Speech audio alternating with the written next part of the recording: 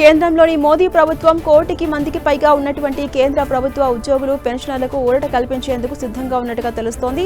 8వ pay commission విషయంలో ఇప్పటికే దాదాపు 9 నెలల పాటు సమయం గడిచిపోయింది. ఇంకా 8వ పే కమిషన్ ఏర్పాటు జరగలేదు. ముఖ్యంగా 8వ పే కమిషన్ కు సంబంధించిన చైర్మన్ అలాగే ఇతర సభ్యుల నియామకం విషయంలో కేంద్ర ప్రభుత్వం ఆలస్యం చేస్తోంది. అయితే కేంద్ర ప్రభుత్వం దసరా పండుగ నేపథ్యంలో కేంద్ర ప్రభుత్వ ఉద్యోగులకు శుభవార్త వినిపించేందుకు సిద్ధమవుతోంది అనే వార్తలు వినిపిస్తున్నాయి. నిజానికి ప్రతి సంవత్సరం 2 సార్లు డిఏ పెంపుదల చేస్తారు. ప్రస్తుతం 7వ పే కమిషన్ కి సంబంధించి చివరి డిఏ పెంపుదల జరగాల్సి ఉంది.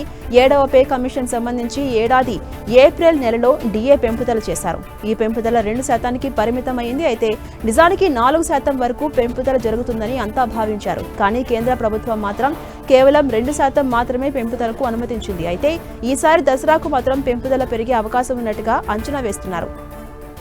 ఇక ఈసారి డిఏ పెంపుదల కేంద్ర ప్రభుత్వం దసరా సందర్భంగా కీలక అనే నిర్ణయం తీసుకునే అవకాశం ఉన్నట్టుగా తెలుస్తోంది.